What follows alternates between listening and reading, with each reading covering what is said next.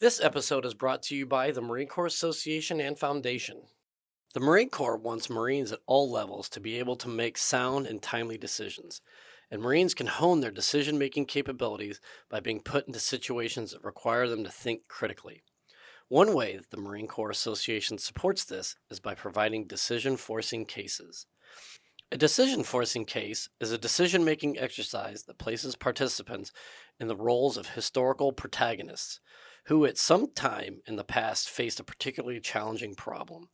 In that role, participants are asked to devise, deliver, defend, refine, and critique solutions to the scenario as the scenario moves forward in time, creating new problems and opportunities. DFCs allow Marines to develop vicarious experience, develop decision making skills under pressure, and foster critical thinking and creative problem solving.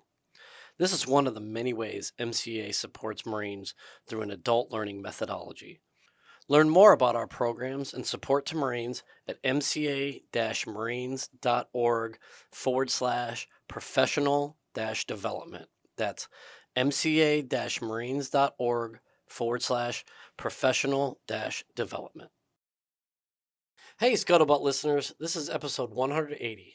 This week, we welcome the Outreach Curator and Exhibit Chief from the National Museum of the Marine Corps, Curator Miller and Chuck Girbovan, to the show. It's no secret that since its opening in October, I have been a huge fan of the new exhibit, which covers the Marine Corps history from 1975 to the end of OIF and OEF.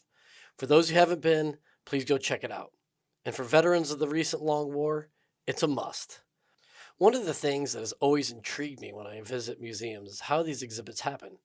In many ways, I enjoy them so much, I just figure it's either magic or that someone had a great idea and it just happened. Well, Chuck and Cater learn us something today. We get a chance to dive deep into the inner workings of a museum curator and hear about how an exhibit is made. It's a really fascinating discussion, but I have to admit, I'm a little bummed that the answer wasn't magic. Here is episode 180. Hey, Scuttlebutt listeners, thank you for joining us. I am Vic. I'm here with Nancy. Hey, everyone. And we're really excited to be welcoming the Outreach Curator and Exhibit Chief from the National Museum of the Marine Corps, Curator Miller and Chuck Girbovan. How you doing? We're good. Excellent. Thanks for having us. Yeah, this is really great. And for those who've been keeping track, I mention this probably fairly regularly because it was such a great experience when we got to go to the museum for Media Day to see, sort of get the soft release of the OIF OEF exhibit, which both of you clearly had a lot of your creativity and your hands in developing. And so I want to take this time to really officially applaud you and the museum and the Heritage Foundation for everything that they did. It's just such a wonderful exhibit. It's amazing. I've actually been back. I took my family and got to see it in the full deal. And other than trying to get my youngest to not climb on the piece of the Pentagon, it was a great experience, and for them to to be there and share that with them and sort of talk about, hey, this is what Dad did.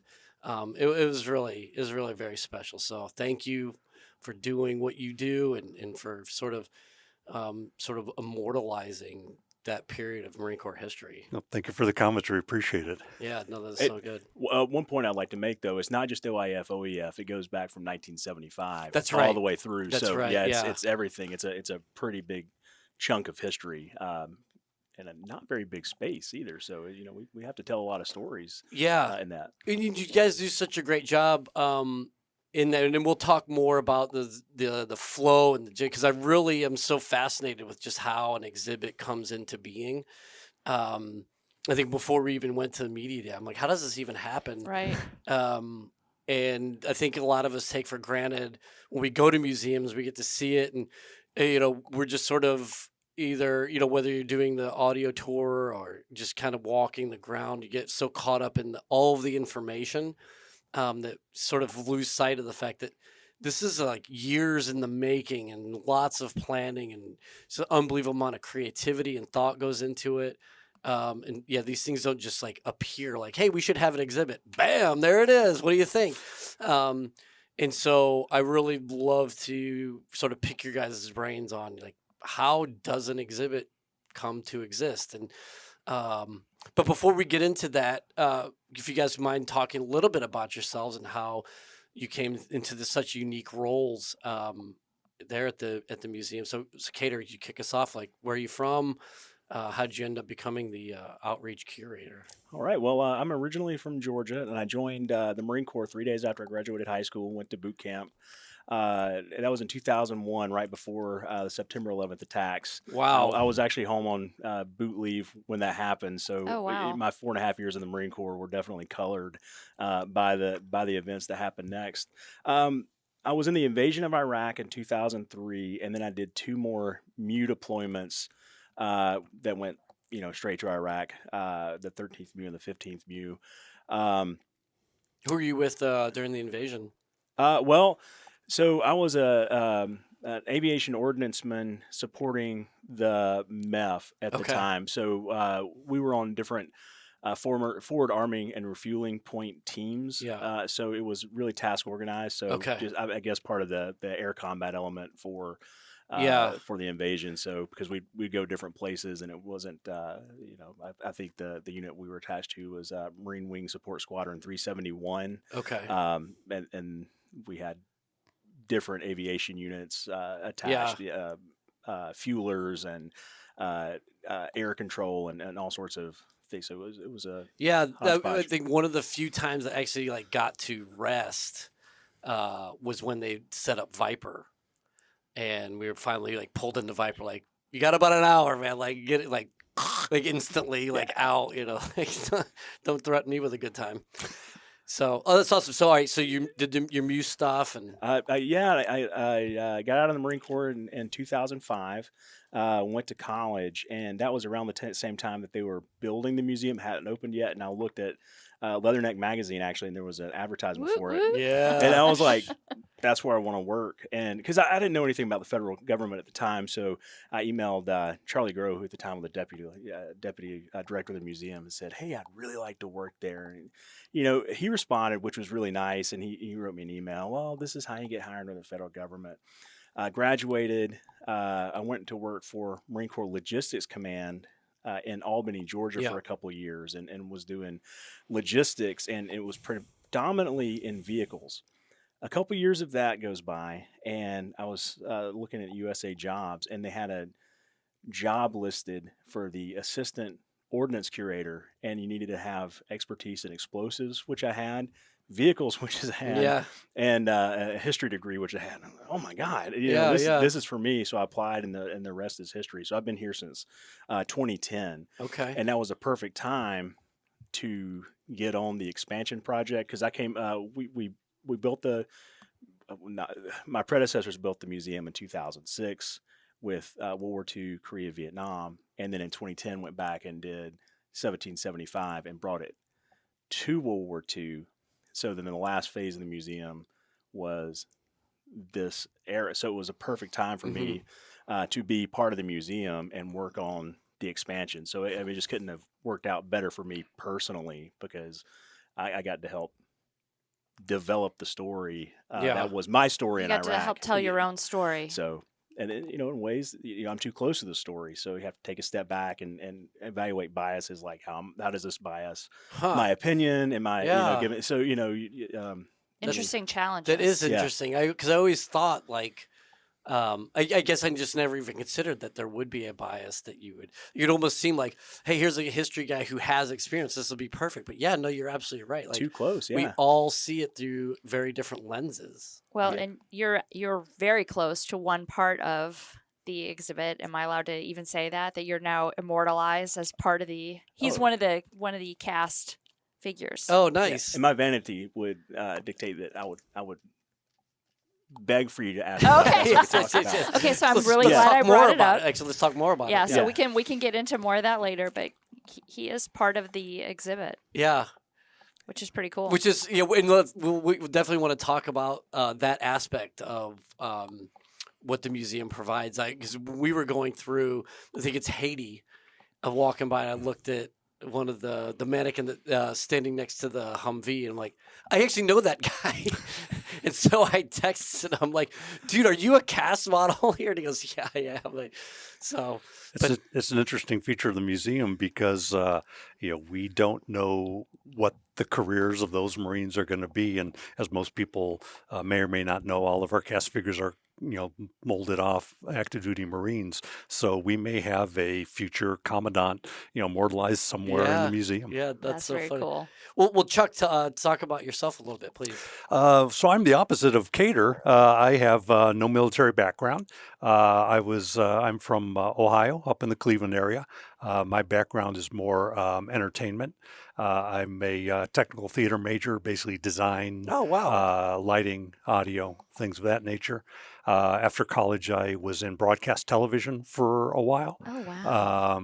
And then I ended up doing a little bit of kind of freelance stagehand work and all of that before I went down to Florida and started working for Walt Disney World. Oh, In I've their heard of that. Yes, yeah. there Small company, yeah. but they're on the. I heard they're coming up. Yeah. Yeah, you keep an eye. There's someone to watch. So I was there in the Magic Kingdom Park as a part of the live show division, doing audio engineering for the live shows, and then that was my into the company because it was very definitely a challenge to get into them on the creative side. Sure. So that was my kind of crack that I was able to get in, try to exploit, and I was there for a while and eventually found my way into Walt Disney Imagineering. And so I'm Very a cool. former Imagineer, and I used to do designs and installations for the theme parks. So Oh, I cool. had in Florida, I had a lot of smaller odds and ends that I did. Probably the biggest thing was I was on the team that designed, built, and installed the Animal Kingdom Park. Oh, wow. And that was quite an experience. So for Disney, then I had the experience of construction and really marrying creativity and technology to tell a story.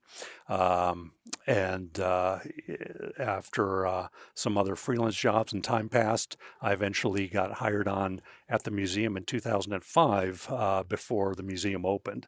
So when I was on board, there was a big dirt floor there. A lot of the original exhibit design was done, but I was tasked with getting it built and installed and helping to get museum open. And so I've been there ever since on that. On, as Cater mentioned, the other build outs of the early war galleries, and then the current galleries that we just opened, the Cold War, the post-Vietnam galleries, were a little more fun for me because that was something that wasn't already in the hopper. This is the museum build out that I could really get into, that we're really starting from scratch, and I could bring some elements that I really saw kind of needed to be there in the original design that was too late to get in. We were able to work those into the new galleries, so that was a lot of fun for me. What an incredible opportunity to be able to take a project from just the idea of it to fruition. It's a great process, and we were been working on the build out for 13 years, is from when the original conversation started. Wow. And it's fun, it's enjoyable, it's also difficult because you do have a lot of people with a lot of opinions, and you have a lot of people who have their own, as Kater mentioned, biases, whether they be intentional or unintentional. Yeah. One of the things that I looked at from my perspective was that I had friends who were Marines. I had interactions with the military from that aspect, but to a certain extent, I was a novice from the time that I've been there from 2005. So I bring to the table the voice of the non-military visitor. Yeah. Who, when someone says who is a Marine, says, "Oh yeah, we're going to use the such and such vehicle, and it's going to do this, that, and the other," and I was the voices like, what does that even mean? Why is this important? And it helped with, I think, the formation of the story and all that, to kind of remind the Marines that, oh yeah, there are people who don't know the Yeah. information. It's kind of a Napoleon's corporal sort of thing. It was. It's It like was. if you can't get people who have no background or experience in the Marine Corps or the military, why should this be important to them? Right? It's a very difficult task, because the museum visitorship, as we've done our surveys, as we looked into who's coming to the museum, the majority of people who are coming to the museum do not have a military background.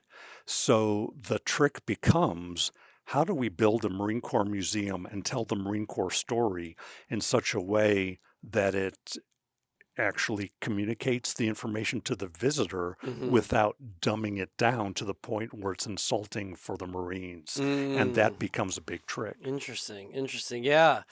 No, yeah. Wow, this is really fascinating. There's a lot of things I am really. And so, do you guys? Because it seems like both of you entered into this project with very little actual, like, tangible museum curator experience, which I think is so fascinating.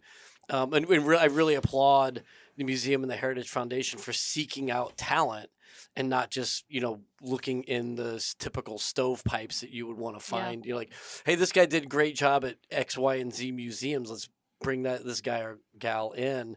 They were really just looking for people who had a vision that they wanted to share, right? I mean, am I making too much out of that? Or because it seems pretty rare, right, that you would have so many folks from the outside working these projects, right? Yeah. So, I mean, so in my case, for instance, I got hired in 2010, and we started having what we call blue sky meetings in 2012, where we got everybody we could in a room to talk about what, okay, the museum right now stops at 1975.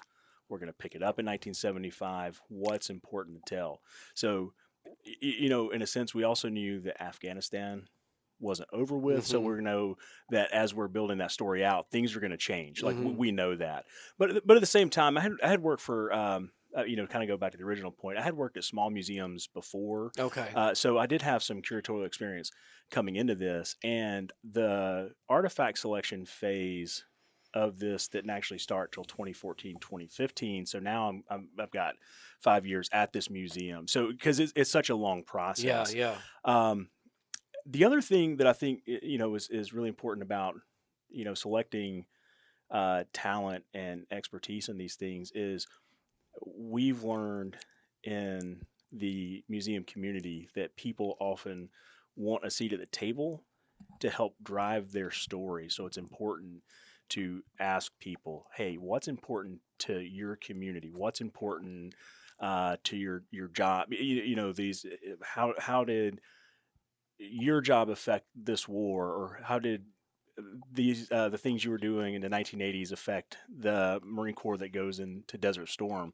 And that's important because a lot of the people who are working in the background don't necessarily get books written about them all the time. Right. But the Marine Corps requires a huge logistical machine in the background making things work. There's the war fighters and there's all the other components Sure. that go into that. So we made sure immediately in 2012 to bring in people to say, hey, any idea is fine. Just tell us what's important. And we sat in Prince William Forest over here in a cabin and just started writing down Oh, wow. the important concepts. And so that was the genesis of everything we did from there. So not everything made it. Obviously we have only so much space. It's Sure. more than 40 years of history in Yeah. a small thing. So we had to start prioritizing, okay, this is a big concept. This is a smaller concept.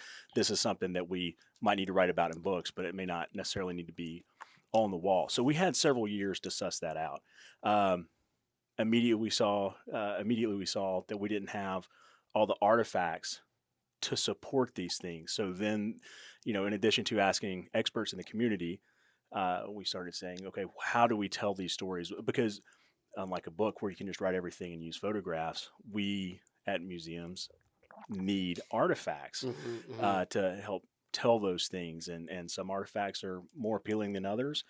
So we had to go out and get them, but we had several years Yeah. to do that. So I mean, because it was such a slow process that it wasn't, oh my gosh, we gotta Yeah. find this thing. We were able to reach out to Yeah. veteran communities and ask questions. And I, we, yeah, I remember publishing stuff in Leatherneck, call outs to our readers for, if they had appropriate artifacts, how they would get in touch with all of you to donate their artifacts. I well, I mean, remember. friends of the show. So Justin LaHue, you've got Mhm. his CVC suit. Yes. You've got Nate Boaz's Garmin, intel officer, right? Is his Garmin? Yes, I think so. Yeah, his Garmin GPS that he used during the push.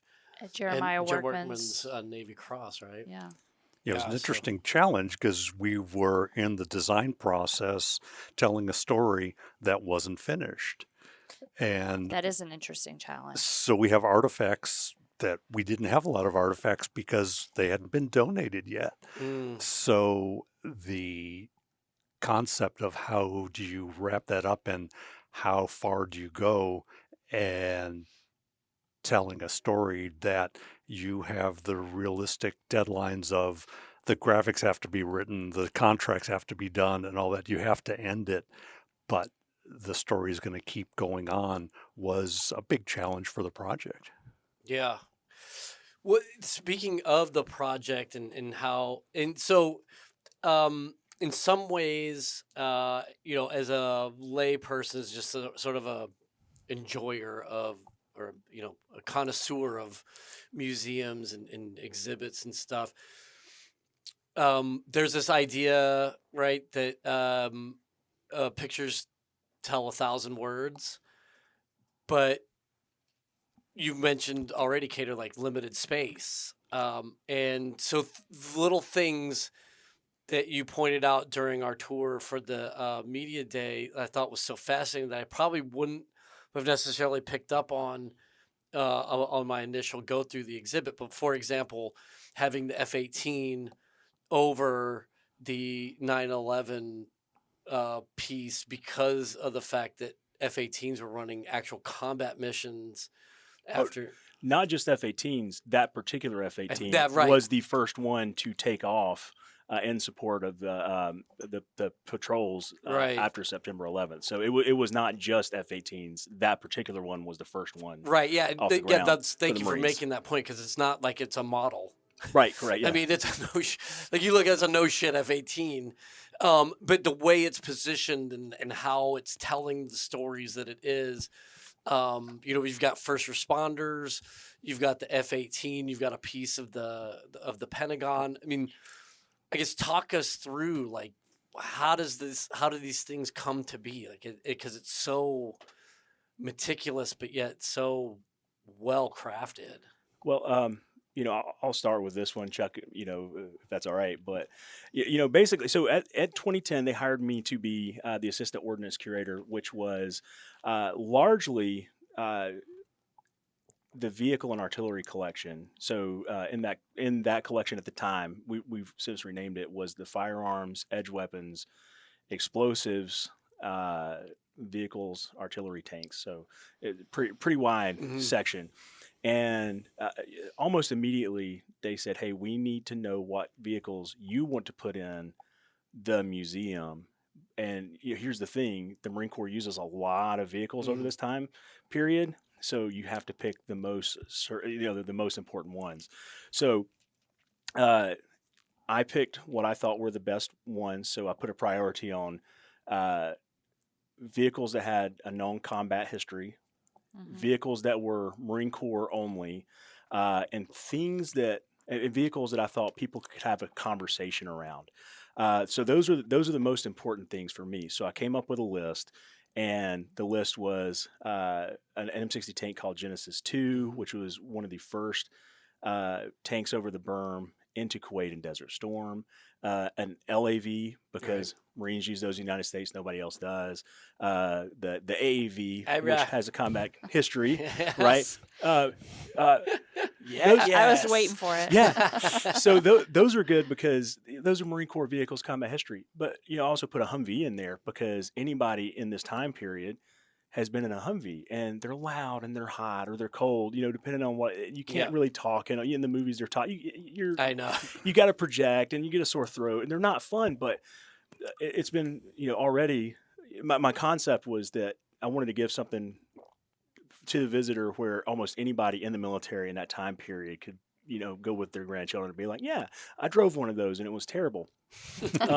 Whatever.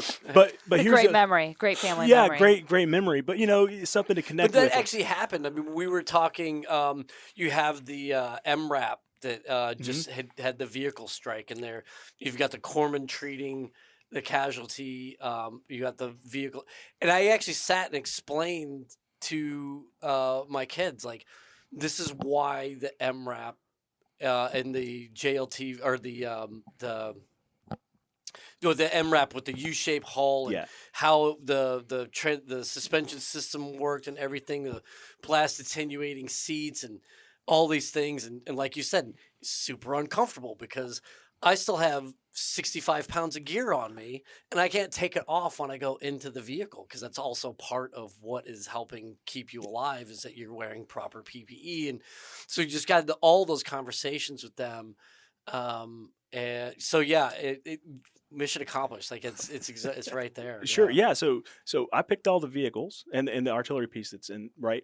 The aviation curator picked 2 aircraft, but to bring it all the way back to how do we start designing? So we've got the concept, the list of all the things that we want to tell. I've got what we call the macro artifacts, the big ones that I want to include, and then we've got the macro artifacts that the aviation curator wants to include. So then we literally got maps of the space and got models, either models or cutouts, depending. And just like on an aircraft carrier where they're shifting, we started looking at, I had to figure out where my vehicles could go.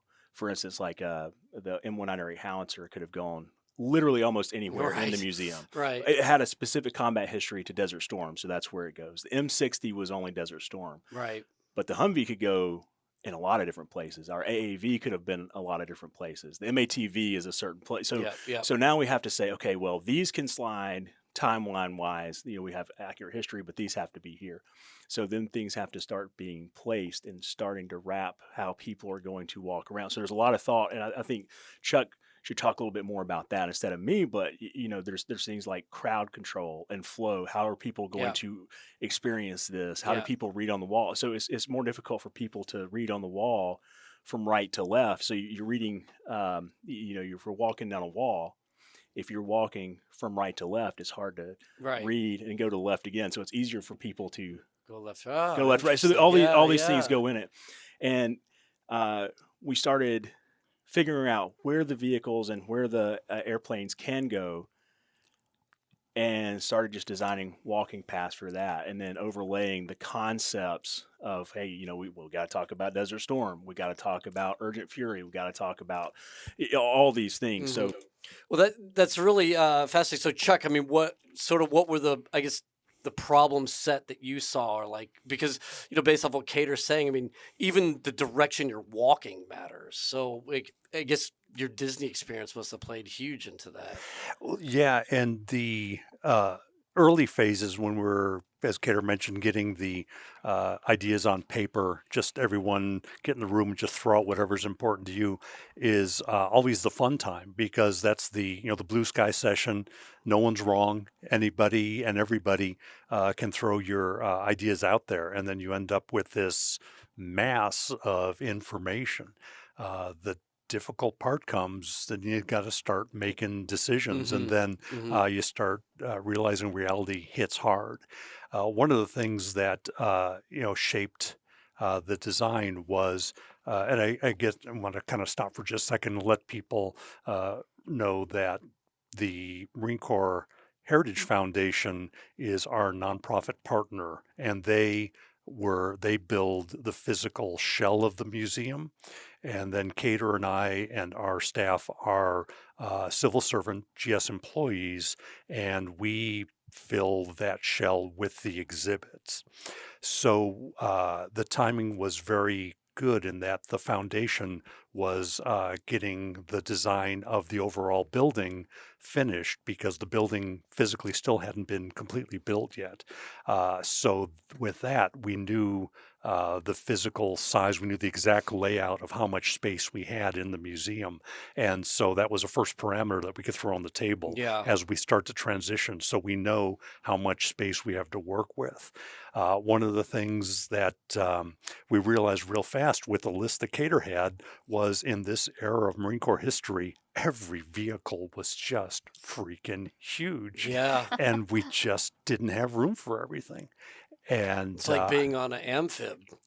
it, You don't have room for all of it. it's man. it's not. Then that became an issue. So one of the things is the process in doing the design is because everybody has an opinion again, it gets close to back to the idea of proximity to the subject matter.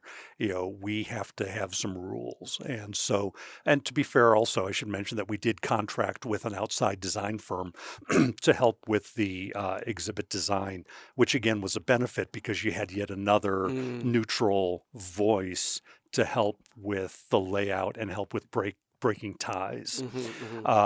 And with them, we before we got into the real layout, we agreed upon a set of rules for the museum design. And we looked at what the Marine Corps was and what our rules for the Marine Corps was. Basically, every Marine's a rifleman. Marines form partnership from shared hardship. A lot of those basic elements of what makes the Marine Corps. So that was a reminder for us that we need to keep those in mind. We looked at inclusivity from a bunch of different aspects, whether it be male, female, air, ground, land, officer, enlisted, all of those, so that we could look at trying to get as good of a balance overall with what we're selecting. And so, in one hand, we had all the information, the other hand, we had all of our rules. So, moving forward from that point was okay, let's put this together and see what's important to tell and what we can fit and what we can't fit. And then, so from your theater background and your broadcast, so is it accurate to say that it's when you're going into sort of implementation that you would storyboard? Is that a thing that you guys We do? did. Yeah. Yeah, we did. We did a lot more when it came to the videos, but for the layout of the galleries, we did it in plan view and did just a very simple task of taking, as Cater mentioned, kind of little scale paper dowels of the macro artifacts and just kind of moving them around in the space. But then, we did have from the earlier build outs of the museum, we did have a lot of contrivances, if you will, and some rhythm of how the galleries are laid out. And with our central legacy walk gallery, which is kind of the spine of the gallery, well, we knew we wanted to continue that. So, I mean, that was a no-brainer. And so that was, where we started.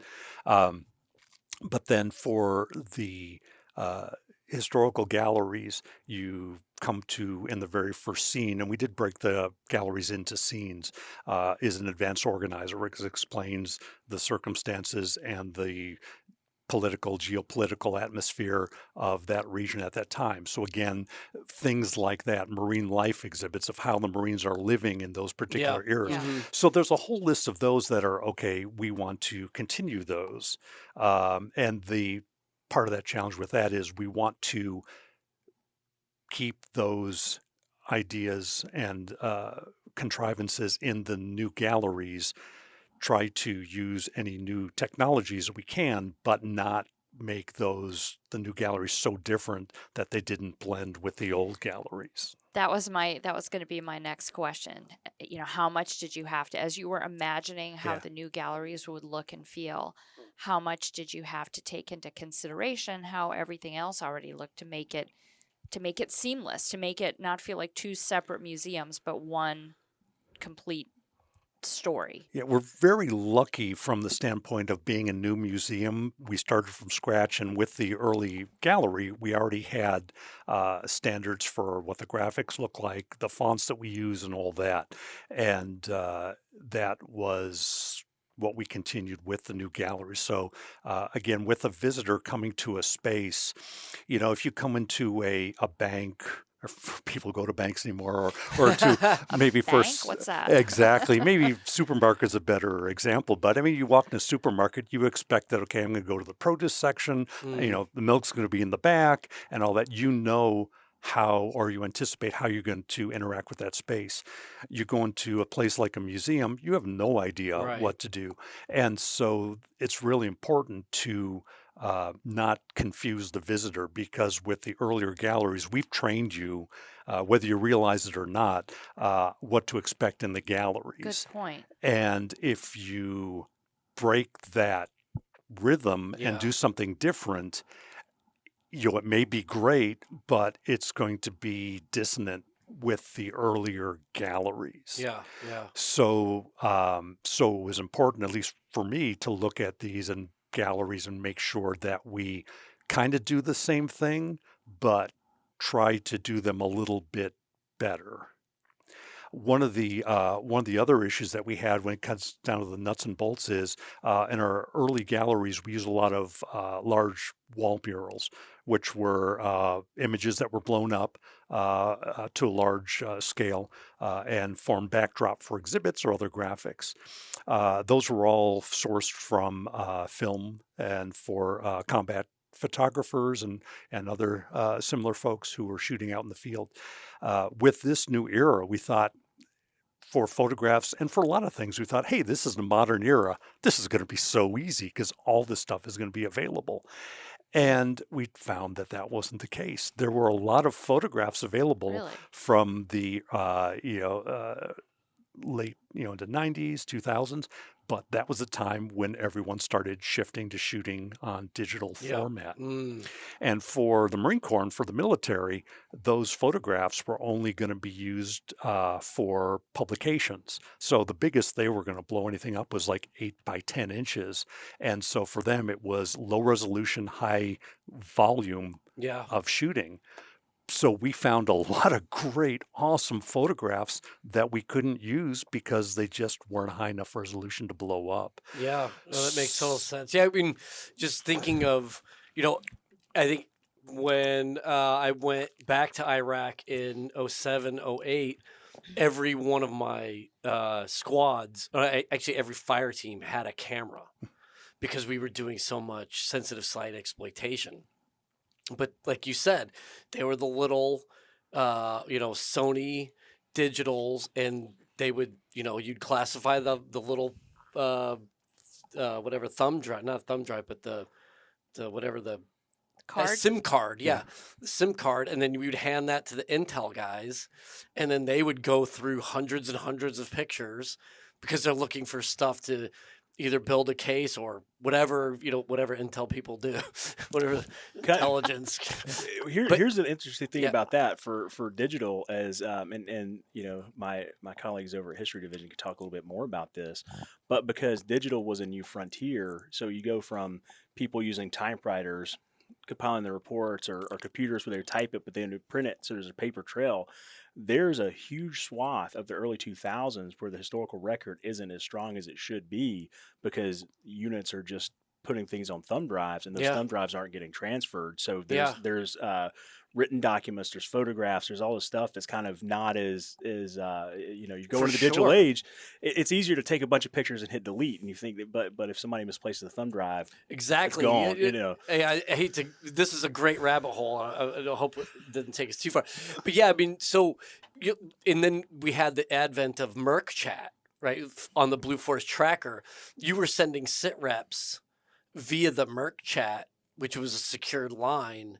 And then you would do your after action reports, which would have to be it's classified, so it goes onto your SIPR hard drive that can be used in the vault because it's not a universal thing. And so I'm literally driving my hard drive because we had really bad. We didn't have like Wi-Fi. It was a muck shot, which is, just a laser shot between like a major satellite hub, and then they would shoot a laser to a place and shoot a laser to a place, and then finally out in the boondocks where I was, I get the fourth shot of it.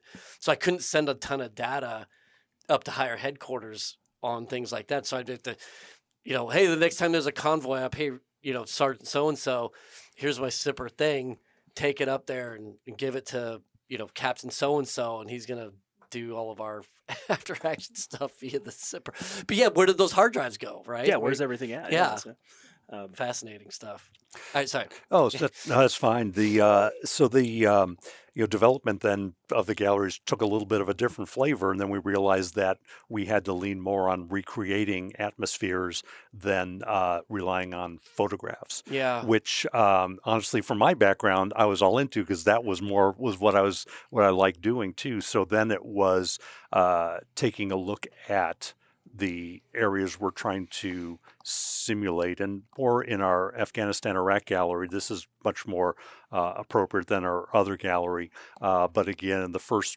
part of the gallery, we're in Afghanistan, so all of the exhibit walls are recreated adobe walls, as if you're walking through a village. The end of our gallery, we have our immersive space, which is again a consistency through our galleries. You walk down the street of an Iraqi village, and so some of the design work and some of the research work went into a lot of those spaces of what does that look like, and because we're not really identifying anything specific, but we need enough information to get the look and feel of an area, which is part of the time that it takes to put all this together, because the information that we need is like, okay, what does a doorknob look like? Well, who in the right mind is going to take a picture of a doorknob? There's all these little details that we have to get right, because of so many Marines who have walked down that street. We have to be able to get to the point where I remember that. And so a lot of research and a lot of conversations with Marines asking, what did you see? What did you hear? And there are a lot of things and a lot of details that they would never mention. Right. So it takes very long recurring conversations before they kind of mention, oh yeah, and the feral dogs. It's like, what did you just say? Yeah. The feral dog. Okay, no, what about feral dogs? Oh yeah, they're all over the place. And it's like, okay, tell me about that. And that is the information that is kind of the supportive information that allows us to create an atmosphere. So in our Iraqi village, we do have a projection where you see down an alley, and you'll see vehicles go by, and occasionally there'll be a feral dog who walks through. Again, those are the type of details that Marines remember. And 100%, yeah. And so the trick with the museum was there's one level of information, which is the historical facts and basing everything on artifacts, because we tell stories with artifacts. But to personalize the stories for the Marines and to make Marines look more like individuals, and something that the Marines can relate to and the visitors can relate to, is those little details that we work into what we do. And go ahead, sorry. I was just going to say, I think it provides important context too, especially for your visitors who are learning about this for the first time. That context is so important, and it's the kind of thing that is often left out of history books. Well, and this isn't to bag necessarily on the media institution, but I mean, we saw it that all of those folks are in the green zone, and they're reading the AP ticker and then reporting on it. That's why you would get a lot of misreporting. They want to be the first one to get the story out, but they haven't corroborated any of the information because they're not anywhere near any of it. They're down in Baghdad, and this stuff's happening in Fallujah, Ramadi, Haditha, Mosul, which is, it's like a game of telephone, really. Yeah, absolutely. And so the American public would not have those sort of we would never, not only do they not necessarily have a need for it, but there would never even be the thought to transmit that level of information in detail, because the people who were reporting it weren't experiencing it for themselves. So like you're mentioning, so when you ask a Marine, like, what was it like? You wouldn't even think to mention the feral dogs unless like those regular conversations where it would eventually come up, because it was such a huge deal. If you had a working dog team, you need to know where those damn feral dogs are, because they're going to come out of nowhere and attack your Marine, your four-legged Marine. We used to have to, we would actually use, if we were trying to set up a snatch and grab, we would use the sound of the dogs to track insurgents who were running away from our patrols, especially at night. Wow. Because they were they were part of the fabric of that place. But if you were to talk to me, like, I would never think to mention that I had to consider these damn dogs It's every tough. time I left the wire. It's difficult to get that Yeah. information out, and there is the situation that we face right now is, unlike a time period like a World War II, where the conflict and all that is affecting people in their homes Yeah. because of rationing, because they know their spouses or family members are off overseas. For years at a time. And there were Years at a so time. many. There's so many of them. Right. Right now that connection to the military doesn't exist as strongly as it used to. Back again, years ago, we had one of our Marine detachments at the museum. They were a good group, and a lot of those guys were deployed in Afghanistan, Iraq, and they were at the museum, and they served to help our docents and such. And one of them were working the front desk, came and talked to me, and he's like shaking his head. It's like, yeah, what's going on, Sergeant? He goes, I just had a visitor ask, are there Marines in Afghanistan? And You're joking. yeah, and I said, and it's again, it's like, yeah, people don't have that connection with the military anymore, and they don't realize what's going on, that there are Marines worldwide, and when you see those conflicts, there are Marines there and other service members certainly, doing what they do. Well, speaking of Marines, what kind of feedback Yeah. are you getting from Marines who have visited the new galleries? Oh, before we get into that real quick, can I talk a little bit more about the environmental thing? Oh, Because, sure. Yes. Chuck brought it up, but I think this is a Absolutely. really, really big point for what we're doing. Yeah, I'm actually fascinated in it. I think when we were walking together, something as simple as like the trash on the ground. I'm like, holy shit, that's the trash that was on the ground. We got some fun stuff about Yeah. this, but I think it was 2013 or 2014, so we're still in the very early phases of this. So Okay. when we started, it was the blue sky thing but we hadn't come up with a core team where we hired the advisors and everything. We had an all DoD museum conference, and they came to our museum. So we had Army and Navy and Air Force museums all represented, a lot of the smaller museums at the Army. So a lot of people there, and I was on a panel of other veterans, and they were asking each veteran what you think needs to be represented in these new galleries as we move forward. And my answer was the environment, because my deployments were absolutely colored by there's you versus the enemy, but there's also you versus the environment, and you can't get away with it, especially away from it, especially the early deployments before they build cans for people to live in. Yeah. You're on a flight line, the helicopter spins up, you're pelted with dirt. It's hot in the summer, it's cold in the winter. There's dust everywhere. In Iraq, there's moon dust. In Afghanistan, there's moon dust. It coats everything.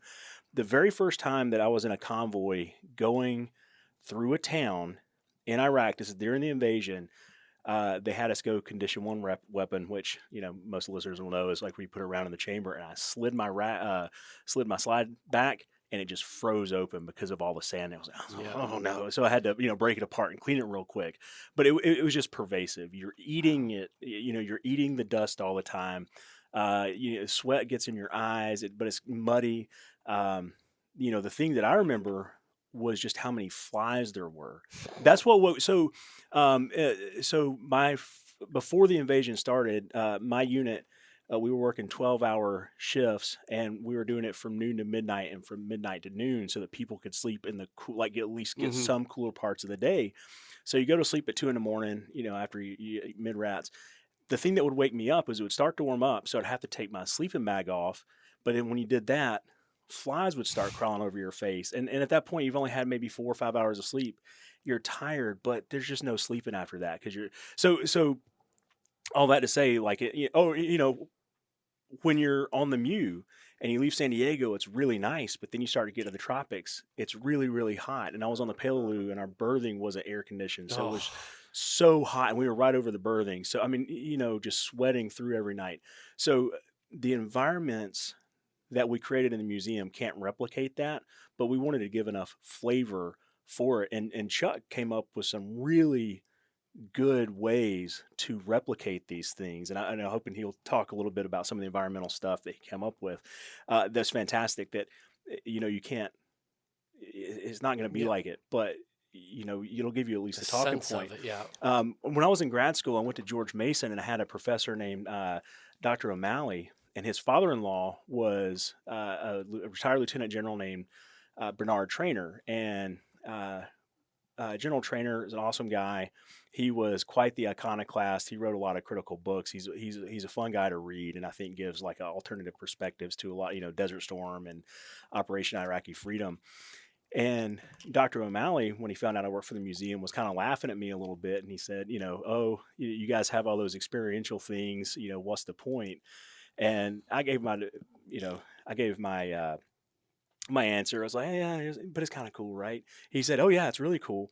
I went to the museum with my father-in-law, and we got to the part of Vietnam where you walk out of the back of the helicopter into Vietnam. Hmm. And Dr. Malley was saying, I was kind of scoffing at how silly it was. And then my father-in-law was like, oh my God, let's do it. So you have a retired 3-star general who is with giddy excitement going through the CH-46 to get to the Vietnam space and experience that, and he was talking about it. And so you have a guy who's uh, his opinion was changed when he saw how the Yeah, retired 3-star general had interacted with it. And he's yeah. like, I was totally wrong. That's It doesn't interesting. need to recreate exactly. It just needs to give enough flavor to give talking points, and Hmm. it's an educational starting point, I think, because then General Trainer was explaining the redness of the dirt that we have recreated, and the sandbags and all the things. He was able to use that space to really talk about his time in Vietnam. So uh, the environmental things I think that we've done in this gallery are really, really neat. I And think so. I mean, it makes it so tactile, right? It's Like, back to that context thing. hmm, It gives hmm. it the context that you could never get from reading history books, or like you pointed out, Vic, like reading, if you even if you just went back and read news articles or watched broadcasts at the time, you wouldn't really get that. You wouldn't get that experience or that context to get a feeling for what it was like for you to be there. Yeah. And Cater's story actually illustrates a challenge that I had as I came into the museum world, because honestly, there are people who looked at me like, oh, you're that entertainment guy, and with a kind of tone of disdain and disgust in their voice. And the assumption was, oh, you're Disney, so you're just going to minimalize the subject matter and trivialize everything and just, make it some little family fun entertainment thing. And uh, the thing that everyone missed is the entertainment and museum industries basically do the same thing. They're storytellers, Hmm. Hmm. Exactly. and there's no difference in that. But when you get into museum, they're telling real stories and based on real objects. And, we can tell the story of Desert Storm, Desert Shield. We could tell the story of popsicle sticks. We could do whatever. It's just the tricks we have in our back pocket to help explain that to the visitor. And older museums back in the 50s and all that, you'd put artifact with a label on it and people were just expected to appreciate that because someone said it was important. Mm. Modern day audiences are more complex, Yeah. and you can't just say this is important. They want to know why. And when you're competing against things like the internet and all that, you can't just put a video up. And you have to do something that the visitor can't do. Give them an experience they can't get from watching a movie or looking on the computer. And the environmentals is that experience. So we can tell you, you're walking, the streets in Afghanistan or Iraq are very tight, and it's a very threatening atmosphere for the Marine because you're out in the open, you're a sitting duck. But people would say, okay, great, I got it. But when you actually physically walk down that street, then you realize, oh my gosh, there's nowhere for me to go. There are windows and doors everywhere I'm looking. I'm exposed here. Mhm. And then that message starts to get sunken into the visitor and realize, oh wow, no one, and I'm never going to try to say that we can tell exactly how a Marine felt and all that, but at the same time, for the novice, for the visitor, their eyes can get opened a little bit to realize, okay, I start to understand now. Yeah. This was a tough thing for someone to do. Well, especially when you start looking at all of the ways in which you could be killed in that tight confined space that we were looking when we were walking through there. I had just mentioned like, hey, did you see the sniper? Yeah. I didn't. I And missed the sniper. there's a murder hole, up above as you're walking in, and it just gives you that. It really throws you into this world that so many Marines occupied, where I've literally have to account for everything. Well, I hope you know that you missed one sniper because there's not just one. No way. Where was the other one? Another hidey hole. We in need there. to go back. I gotta We need go to go back. back, I Yeah. gotta go back. So yeah. I mean, just to throw, Yeah. and again, we don't call it out. It's supposed to be subtle, and it's supposed to Yeah. be in a place where people don't notice it. And I mean, we make it more noticeable than it otherwise would be. We understand that if we made it completely Right. There would black, be you wouldn't see it'd be it. a waste of time. Yeah. But there is that element where we try to hide little things like that. So yeah, And so I guess to get into a stupid sort of logistics question, so one of the things that I really appreciated was that you guys used the small rippets, which you can't get. How did you guys pull off getting the small rippets cans? On our staff, Alice Webb, who is our gallery manager, she took on the role of a props person. And spent at least 5 years Wow. collecting props in the rippet cans, pens, pencils, tough books, and she also held the contract to produce our cast figures. So she was Okay. also putting together uniforms as well. So for the rippets, again, those came from conversations with the Marines talking about everyone was drinking the rippets, and they were the certain size, Yeah. the little can rippets. And so I think Alice, what she ended up did was just contacted the company Okay. and said, do you have any of those style cans? And she was able to get a bunch for them. And again, I like that you had mentioned that, because that is the one thing consistently that I see Marines who are there, when they see the rippets, they're just attracted to those. And the real, I think, payoff for me in the museum is to see a Marine who is there with their family, friends, parents, whatever, and they see something like that, and they're like, oh my gosh, that's what I dealt with, or that was for where I was. Mhm. And to see the ability for the Marines and the visitors be able to relate those stories and go beyond anything that we do and make the museum even that much more personal for their family. I mean, that's one of the payoffs for me, as I watch people in the galleries. and in keeping with that theme, what was a lot of fun was Alice also found shops that would sell candy from Iraq, candy from Afghanistan, or candy for you've seen the fob that we have set up in there. It's got Yeah. all the candy in there. Well, we got to put real stuff in there, but we can't have candy or Right. Turkish delight or whatever in the galleries. So we were acquiring the things, and then basically we got to eat all of it. So I was eating Sour Patch Kids. Obviously, it was fantastic and bad for the waistline, but yeah, it was a lot of fun being part of that process as well. That is cool. Too much candy. You set it up in the staff break room, like, hey, you need to eat this Turkish delight so we can use the box, and then Tough job. tough job. Yeah, Somebody that's got to so do good. it. Yeah. That's the thing. So, and again, building on that too. This may be getting ahead of ourselves, but for the environmental piece of it, there's not only you walking down the streets of Iraq or there's adobe walls, but one of the things that we've done with a lot of the galleries up to this point is give a Marine slice of life. This is how the Marines live. So this gallery is no different. And when you're going through, we have a ship's berthing that one of our staff members was on the USS Shreveport. It was in Philadelphia, waiting to be scrapped. We were able to go up there. He was able to get his rack. We downloaded his way. berthing and brought it back. We did research on what the floor was like. Did the floor. So you go in there, you see that, and it is everything from. If you watch it long enough, you'll hear the bosun's whistle, all the calls in there for the crew. After a while, the white light goes off. They'll dedarken ship. It goes to red. We have Armed Forces Network playing their commercials on a loop, which, is like for people who've deployed, you have to deal with it. They're obnoxious, but, it's kind of fun to, these things are ridiculous.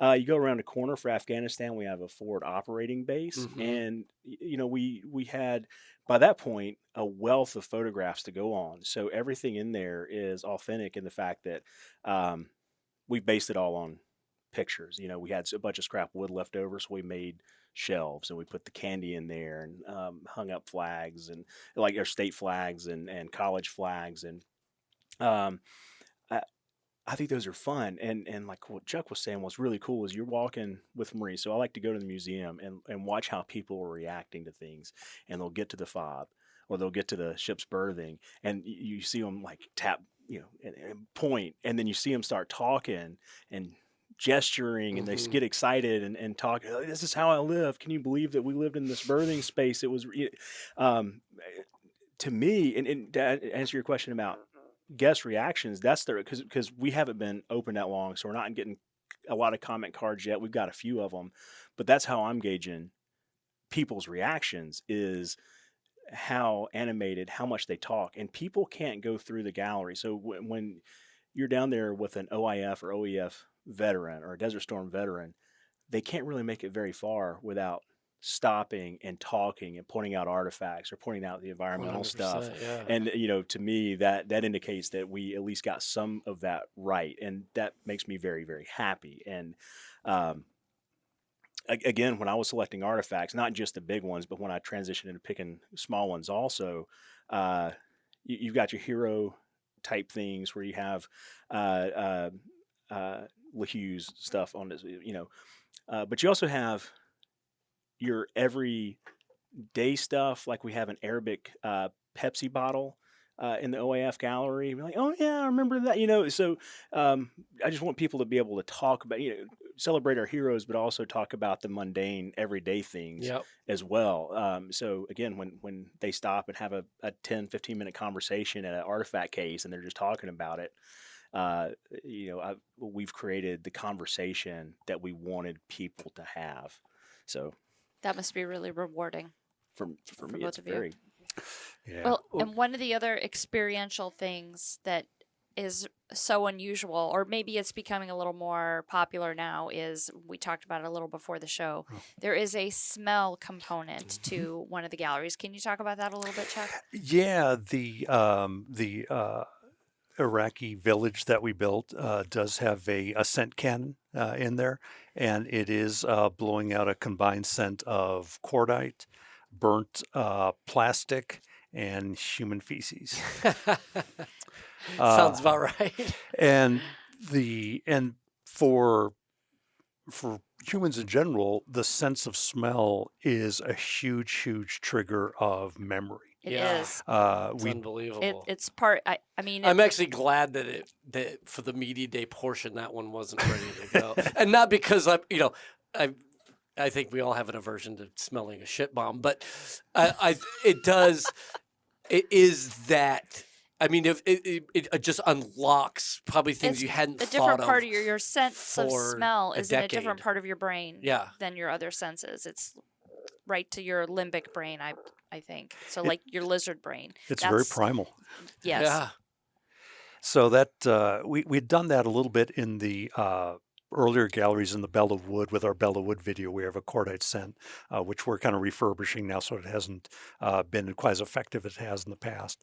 But yeah, having that scent in there, when you step into that scene, you go from a more traditional museum space, and it's like you're kind of teleported when you step foot into that space. All of a sudden, you're in a scene. There is, combat going on. There is the sense, of smell, and all the sights that go along with it. So it's a bit jarring from this particular layout of the gallery. We have a balcony that overlooks all the galleries, and so we do spend a lot of time on that balcony watching expressions of people when they turn around the corner and step into that space. And it is difficult admittedly, for some of our veterans, Yeah. which is what we expected. Yeah, can we talk a little bit about that?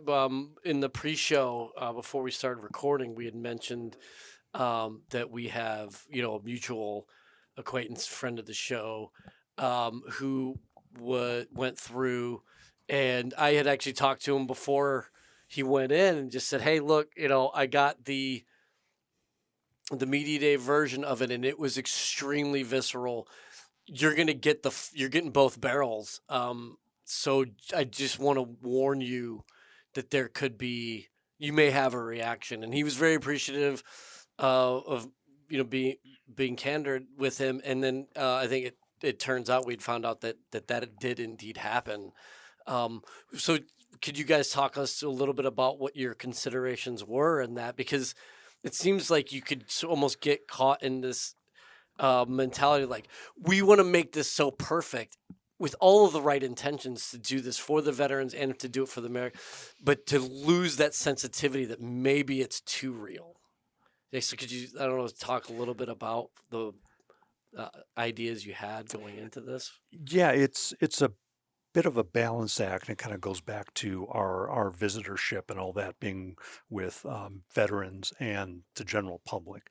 Obviously, the information that we're showing and the conversation we've had has talked about things that are a little more on the light side, but we are by no means ignoring the reality of what was going on in those locations and what the Marines were doing during these deployments. The reality is we are trying to tell a story to the general public, and we don't want to be off-putting or gratuitous. At the same time, knowing Marines, if we weren't honest, I'd have a lot of ticked off Marines at me going, "Why did you water down our story?" Yeah. So that balance became, we want to depict and show the reality as much as we can. And for the general public, if you suggest something, your mind will take it the rest of the way home. So we don't have to go too far in what we're depicting. But again, even the simple things like the smell, like the trash, is enough to trigger. For the vets who might have that sensitivity, I always looked at it as, if we weren't honest, we would be disrespectful to them and to the work that they were doing. So it's always looked at from the standpoint of, we're there to tell the Marine story, knowing the Marines, they want an honest story told. And they when they come to the museum, we do have a bypass for that right. scene. Mhm. We do have a decompression room if they're having some problems and need just a place to go and take a couple minutes. But we feel that if we didn't have a realistic story, that would not go over well. And the other thing that we have is we feel an obligation to our veterans because the museum has become a kind of a place to come home to. And so Marines of all the generations, Cater's telling about the story of the Vietnam vet era Marines.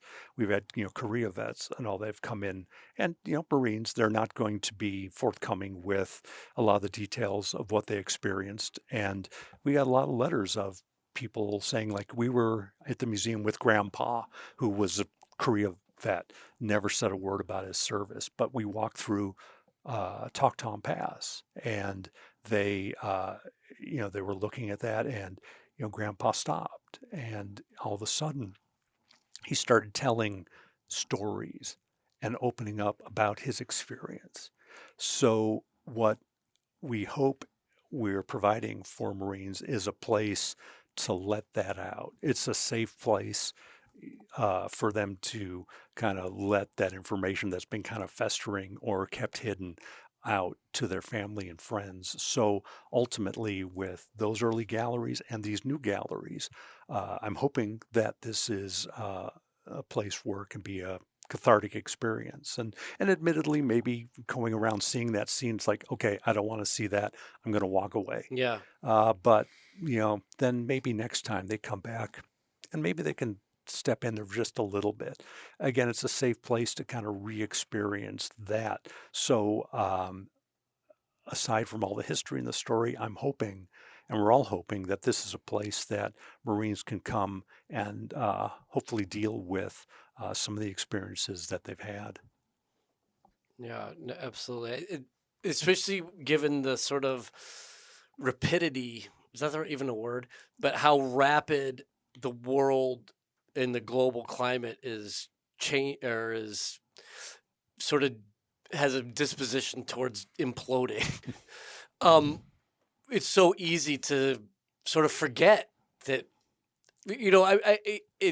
It's easy even for me to forget having experienced it. But like, I joined during the Clinton era, '97. Before I was a captain, I was at war, and then I was at war the entire rest of my career until I retired in 2018. So, but it's so easy because as Marines, like just mission accomplishment, what's the next task, what's the next thing, and to realize that, holy shit, yeah, I spent 16 years of my career doing this, and so I guess just a really long way, I guess, of saying like it would be very easy for the public and for America to sort of forget that we did this for 2 decades, and the Marines obviously had a major part in it.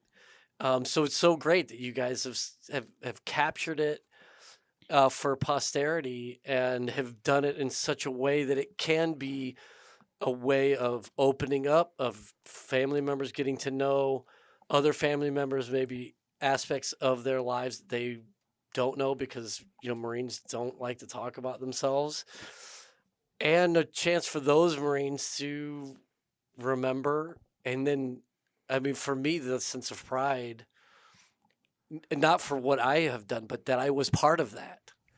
And I could walk around and go, I fucking knew that guy. Or this was the thing. And like, look, you can see these big blue arrows. I was in this arrow, right? And anyways, it's so great. I applaud everything you guys have done. And I thank you for taking it as serious as you did. And yeah, I don't know. I'm So- getting a little Well stuffed said. up. Yeah. I mean, is that you kind of wrapping us up or what? Was that? That's I mean, It's like the Midwest goodbye. We're starting our way for the door. Chuck, you know what the Midwest Oh, goodbye definitely, is. yeah. Actually. Well, Exactly. I'm getting tired. Yeah. Yeah. Well, and here's the thing. So we had some challenges with that, what you're talking about, because number one, we're transitioning in this period. We're transitioning out of the Cold War. The Soviet Union is Yep, yep. collapsing. So we have a lot of symbolism of that in the the first of the two galleries. There was a very famous chess Marine recruiting commercial in the '80s where the Marines are playing chess, and Yeah, so I we've remember that one. recreated that. We've got the The the huge Iron mhm. Curtain that our media plays through to kind of talk about the end of the Cold War, and you experience Beirut, Grenada, And the way you Operation guys Praying did Mantis. Beirut is unbelievable. Oh yeah, I mean Like to that's bring to life the Time magazine cover. and Chuck could probably talk about this a little bit more, but we had to get to make the perspective right. We had to get absolutely huge Marines so that when because they're on top of the wall, they're recreating that picture. But to make the perspective right, they needed to be like 6'6", and so fitting them out with flak jackets became difficult from the time period. Yeah. Those old school, the Yeah. vests, yeah. But we so some of the issues we had was it wasn't a linear timeline when you get post Right, Desert because they were Storm. happening at the same time. Everything's Yeah. happening. You got the muse going around the world in different directions and all this other stuff. So you go from a linear story, and we're like, what do we do now? Yeah. And it became, the next gallery became geography based, which is the first time in the museum that we've done something like that. But what's really cool, and we learned lessons from our first galleries that a lot of times an artifact case would only be big enough for a specific item. So if you took it out, you had to put something similar size. So we made cases bigger. And in this, 1991 to 2001 portion of the museum, everything is geographically located. We could talk about things out of time sequence. So when we're talking about Marine deployments in the Americas, we can even pull in stuff from Haiti from the 1930s or Haiti from Uphold Democracy. We can talk about the humanitarian efforts, just the muse going to Kosovo, and it's nautically themed because again, we want to project that the Marines kind of turn back to going to the sea. It wasn't just a second army in Desert Storm. Right. There's the aquatic theme. So the color of the galleries goes from tan to blue, and that's where our birthing space is at.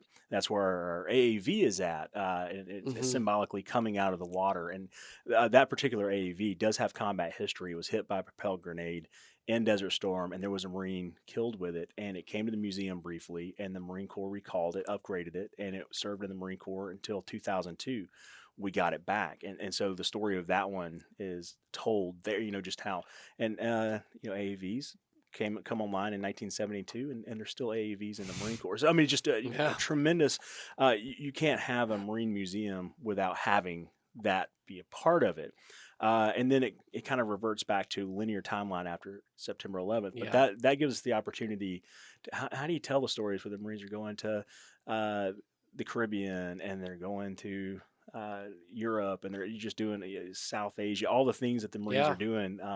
So it's a really unique gallery, and I really, really like that one. It's just the feeling is different because you go back to Iraq, Afghanistan, it goes back to being tan again. So but I mean that's such a good point. I had a buddy when I was in Afghanistan who had already been to Afghanistan, then Iraq, and then had now on his second tour in Afghanistan, having been to both of those locations. So how do you depict that for that Marine? Right? Lots of debate. So, in my mind, and I think, this is where having a bunch of people in the room who are smarter than me paid dividends, because I thought maybe we do a two-pronged thing where you talk about Iraq and Afghanistan and what the Muse are doing, separately or whatever.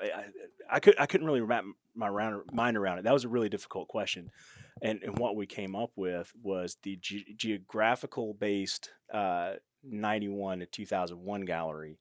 And by the way, it goes, we could do things before then and after them also, as long as we're talking about the Marines coming from the sea, which is a component of the Marine Corps. Afghanistan and Iraq was a bigger problem because you go, the Marines go and then pull out for a long time, and just the amount of length that they're there, uniforms change, equipment change, like all this change. And what we eventually decided was it was best to tell all of Afghanistan first from 2001 all the way until, the final pullout, and then go back to tell Iraq from start to finish, because there, it would be different if it was like World War II where you're taking these different islands, but it's all part of the same enemy It's that still you're fighting. sequential, yeah. Sequential, you know, Mhm. the Marines in the South Pacific and the Central Pacific, you know, but they're working together and it makes sense. In this case, it's not the same enemy that you're fighting. The geography is different. The culture is different. Yep. All these things are different. But there's elements of both fights that are similar. So what we've done is in the middle, Mhm. we call a common ground case. And in the common ground case, we talk about things that are uh, part of both wars. Yeah. So the IED problem, Yep. explosive ordnance disposal, the lioness and female engagement teams, The Marine working dog Special Forces, stuff. working Yeah. dogs, all those things are common to both of them. So, you know, that's kind of a transitional space from one to the other. But then you go back to 2003, you know, you go from 2001 to, you know, almost present day, and then you go Yeah. back to Yeah. 2003. So you reset all the uniforms and all that. And, you know, the early 2000s, a lot of people who are in the Marines remember it being a big transition period because you've got the digital camouflage coming online, you've got Molly packs, and you've got the interceptor vests. So Mhm. when the Marines go to war in 2003, there's a hodgepodge of different Really things all over the was. place. And so when we were designing the LAV scene, which is supposed to be part of the March to Baghdad, uh, we have people in different uniforms. There's Marines in digital uniforms. There's green uniforms. There's the tricolor desert Yeah. camis. I mean, Yeah. you know, and we went so far as to, you know, what water bottles are the Marines drinking, and we found, you know, some of the water bottle brands that Yeah, were because I the mean, case. even on the packs you have strapped like on the outside, right? Like you would have, if I remember correctly, I mean, there were still some people had Alice packs, Yeah, even though some because people we had Alice, just yeah, still fit was still fielding the mollies. yeah, because the mollies were breaking like crazy, so Yeah. people would go back to Alice packs if they could. Mm-hmm. Um, uh, and you know, and again, this is where community buy-in is so important. We didn't just try to look at pictures; we also talked to the people who were Yeah. there. Like, hey, what were you doing? Because we put ourselves at risk when we do things that aren't actually by the book. Oh, the Marines would have never done this or never would have done that. So it pays dividends for us to talk to the people, have reference photographs, and say, well, yeah, the Molly pack was coming online, but the Marines didn't like it because it would break. So we got, you know, people would go to uh, the Army Surplus store. surplus store and buy Yeah. Alice packs, and Mhm. sometimes sew Molly stuff into it, or sometimes like I was in an aviation unit, we didn't have Molly pack. My second deployment was the first time I had a Molly pack, and I had to watch a video how to put it together. I mean, it was kind Yep, of I ridiculous. remember that. And it Yeah. was green. Everything was green. The coyote stuff hadn't. I mean, Yeah. some people had it, but it wasn't online. So, Yeah, I think some people had the coyote mop suit, but yeah, there were very few. yeah, Most of us had the it green. was all green. Yeah. They wanted me to turn in my interceptor vest for my second deployment to get the old school flak jacket, you know, from the 80s, so that I could put a camouflage cover on it. On it. But Yeah. everything else I owned was green, and I basically just didn't do it. I was like, I'm not doing that, and I didn't have a SAPI plate for it. Yeah. I didn't Yeah. get a SAPI plate till my third deployment. That's the Yeah. first time I had SAPI. I mean, it's just, you know, things are changing, and you know, I think you can kind of see that as you're going through the gallery. Each one of them, you can see That's so cool. from the pictures on the wall and the cast figures that we have. You know, things are in a constant state of change. You know, the camis that we went to war with in 2003 set on fire like crazy. So to Yeah. So you get combat frog that, suits. Yeah. your frog suits, but before frog suits, people were just wearing Nomex flight suits. So you Yeah, start to that's see right. people in Mhm. flight. So you know, you see little elements of the Marines trying to adapt to the conditions they're in.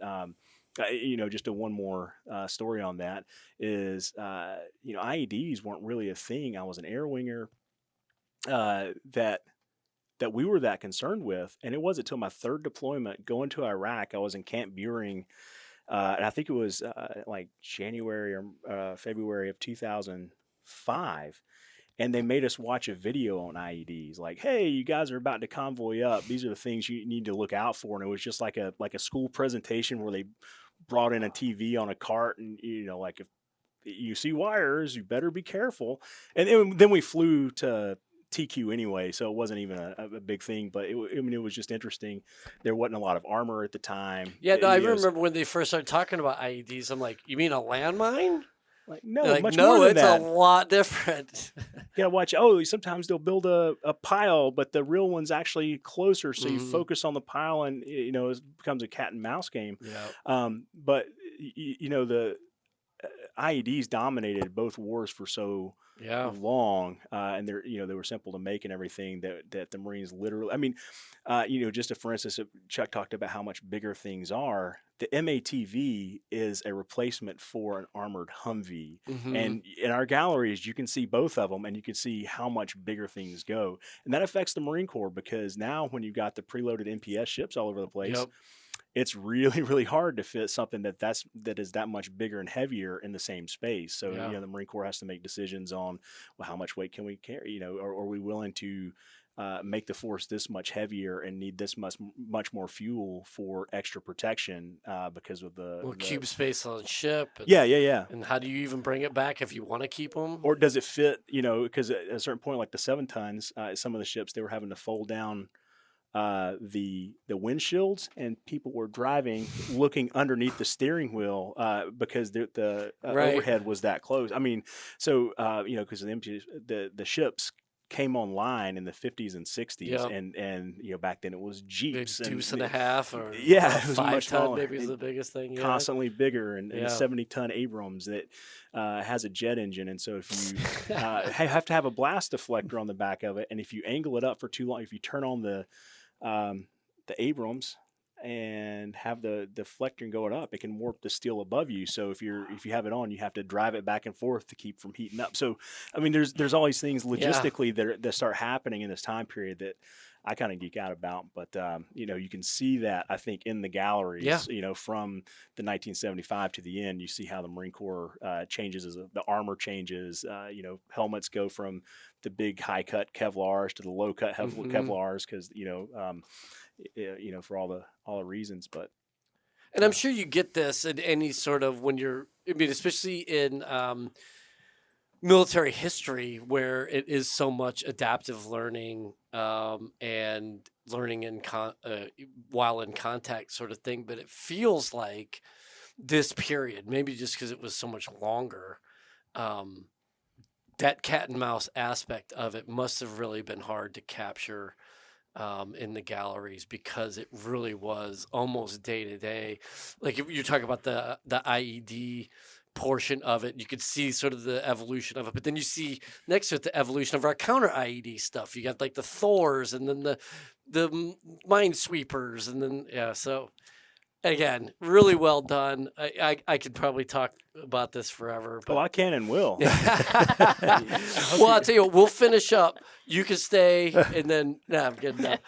But let's bring you guys back on. I think there's plenty more to talk That'd about. be great. And also, too, to get some updates is, we're looking at almost 90 days now that's been open. Is that right? It opened the end of October? October 6th. Beginning of October. Yeah. Okay, so yeah, it's still very much in its infant stages, as far as being seen by the public.